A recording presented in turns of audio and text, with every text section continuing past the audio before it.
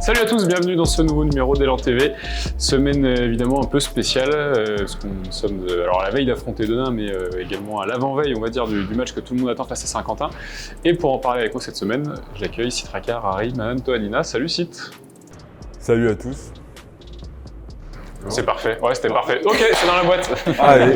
Et on accueille également cette semaine Mila, jeune stagiaire qui nous a rejoint pendant 2 mois. Salut Mila. Bonjour à tous. Cit, évidemment, on va revenir avec toi sur le match face à Saint-Vallier la semaine dernière et puis les 2 matchs qui nous attendent face à Denain et Saint-Quentin donc, pour cette semaine. D'abord Saint-Vallier, plus 35, ça faisait quasiment 10 ans qu'on n'avait pas vu une victoire avec un tel écart au Colisée. Certes, ils étaient derniers. Faut-il encore rappeler qu'on avait gagné au buzzer au match aller? Est-ce que tu considères que c'est une des prestations les plus abouties de la saison après le match face à Champagne qui était déjà une belle presta collective?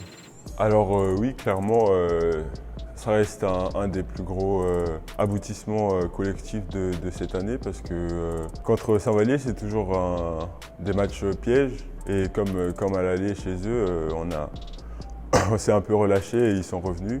Et là, on a pu rester concentré en défense et on a déroulé en attaque, donc ça fait plaisir de pouvoir voir ça. Alors plus globalement, on termine donc ce mois de mars avec un bilan de 4 victoires de défaites à Évreux et ici face à Lille. Est-ce que vous considérez à la fin de ce mois de mars que vous êtes dans les temps de passage sur l'objectif de la première place? Alors le bilan reste très positif et on reste toujours concentré sur les objectifs, oui. On est encore dans les temps et je pense qu'on reste concentré sur le match qui vient et on les prend une par une.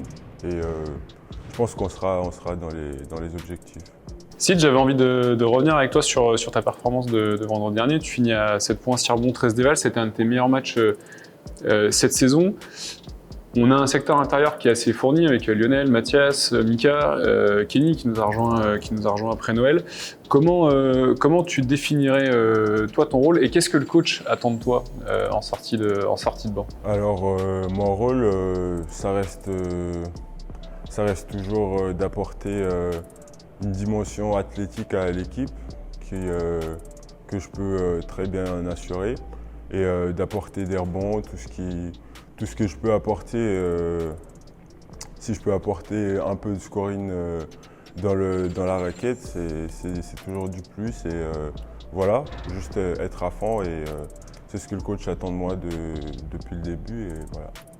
Donc Cit Racard, on enchaîne avec un déplacement à Denain ce vendredi. Denain en mars, c'est 6 matchs, 5 défaites. Ils sont clairement pas sur une bonne dynamique. On les avait battus ici au match aller. Ils étaient à l'époque leaders invaincus avec 3 victoires, 0 défaites. Alors déjà, ça sera l'occasion, petite parenthèse, mais de revoir 3 anciens pensionnaires du centre de formation, donc Mathieu Missonnier, Baba Carnias et Mohamed Diop, qui a rejoint le club récemment. Tout le monde a en tête ce match à Saint-Quentin, face à Saint-Quentin mardi prochain, mais j'imagine que vous, les joueurs, vous êtes vraiment focus sur ce match chez une équipe qui lutte à la fois pour assurer son maintien et de l'autre côté qui peut encore accrocher les playoffs. Ça va être un match compliqué et qui plus est un gros déplacement dans le Nord. Clairement oui, comme je l'ai dit tout à l'heure, on prend les matchs une par une, donc on pense juste à Denain pour l'instant. Ok, Saint-Quentin ça reste un gros match et tout, mais Denain déjà c'est un gros match, on oublie le bilan, que ça soit négatif pour eux ou quoi. On pense que c'est toujours une bonne équipe et on va tout faire pour gagner là-bas. Ça fait plaisir de retrouver Babacar. Après Mathieu Missonnier, j'étais pas ici quand il était là, mais j'en ai entendu parler. Et puis Mohamed Diop, j'étais en cadet quand il était en espoir, donc on se connaît un peu. Cit, petit focus sur le match de mardi prochain, donc face à Saint-Quentin. Je précise qu'entre Denain et Saint-Quentin, on va pas retourner de Élan TV. On enregistre, on est mercredi aujourd'hui. Je pense qu'il y a déjà quasi plus de place à vendre à la billetterie. C'est assez incroyable l'engouement qu'il y a sur ce match. Comment vous, les joueurs, vous préparez un match que tout le monde attend? Est-ce qu'il y a une excitation particulière, une motivation supplémentaire, ou est-ce qu'on se dit c'est un match comme un autre? ok c'est Saint-Quentin, ok il faut gagner, mais derrière il en reste d'autres à jouer, avant il y en a aussi un autre à jouer. Comment vous abordez ça? Pour le match face à Saint-Quentin, forcément, il y a de l'excitation, il y a beaucoup d'attentes face à ce match et tout, mais ça reste une pression positive, on va dire, c'est-à-dire qu'on s'entraîne dur, oui, mais on garde en tête que c'est un match et le public, ils sont là pour nous pousser, donc ça va en notre sens.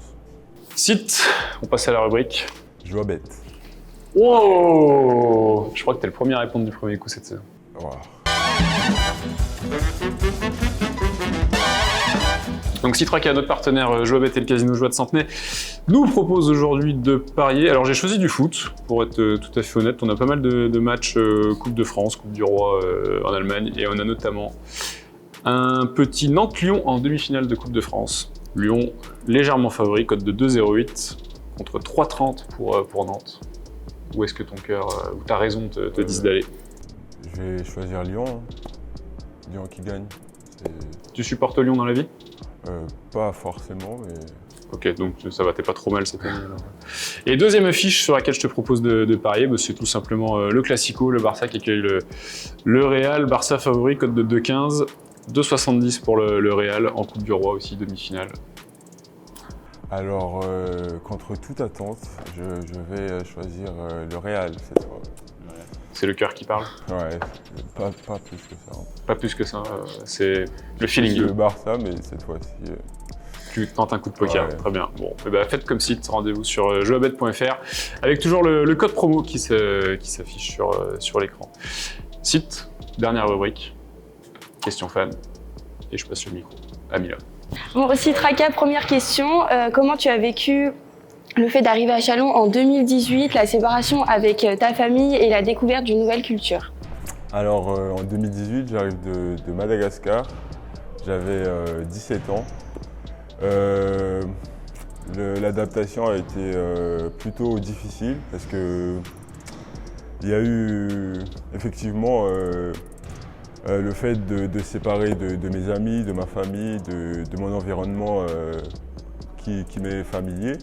Et puis après, d'un autre côté, je savais depuis toujours qu'il fallait que je parte si je voulais atteindre mes objectifs d'être basketteur et de vivre de ma passion. Donc je me suis jamais senti mal à propos de cette décision et de partir. Je pense c'était plus l'adaptation en arrivant ici qui était une autre culture, une autre langue. Et c'était plus ça qui était difficile. Ton meilleur souvenir pendant le centre de formation? Alors, des souvenirs, il y en a eu beaucoup, mais je pense c'était quand on est parti en Grèce, en championnat du monde de l'UNSS, du lycée.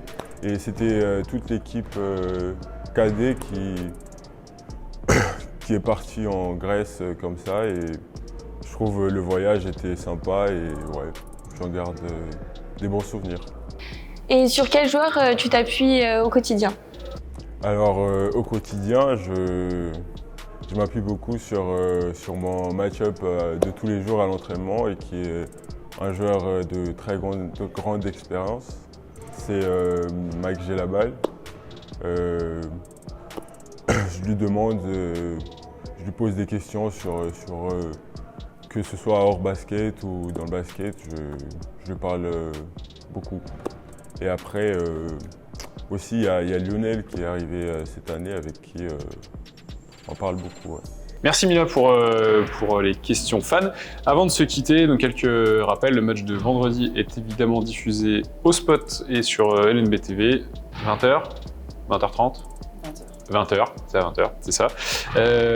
Autre info aussi, on démarre aujourd'hui, donc du 5 avril au 5 mai, une OP avec l'établissement français du sang qui s'appelle Touche à London. Donc pour la deuxième année, l'élan est fier de s'y associer. Vous retrouvez Lionel en vidéo, notamment dans la journée. Et puis dernière info, donc pour le match de mardi, comme je le disais en préambule, on est déjà quasiment guichet fermé. Et je vous rappelle également, on en avait déjà parlé, que ce match est placé sous le signe de la lutte contre les harcèlements avec nos partenaires Transdevstack, le Grand Chalon et la ville de Chalon. Et il y aura de nombreuses animations dès 18h sur l'esplanade dans la salle, ainsi qu'à la fin du match et pendant le match également. Donc voilà, on vous attend. Vous serez nombreux, ça c'est une évidence, mais on espère en tout cas que vous prendrez du plaisir autour de ces animations. Voilà. Merci Mila, merci Citraca, bon double match à Denain et face à Saint-Quentin, on a hâte d'y être. Et puis à la semaine prochaine. Merci à vous. Bonne journée, ciao ciao.